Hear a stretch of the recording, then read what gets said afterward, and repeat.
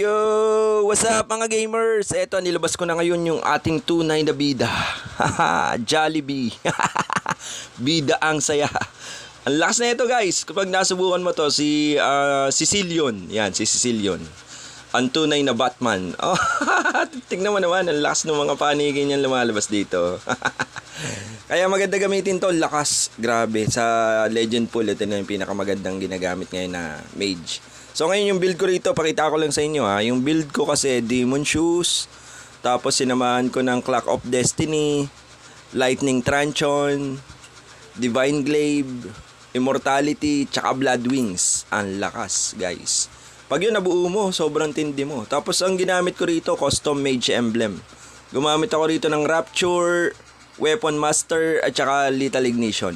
Yon ang gamitin nyo rin ha. Para super lakas nyo katulad ko. Kita mo naman, makikita mo yung labang ko rito pag natapos.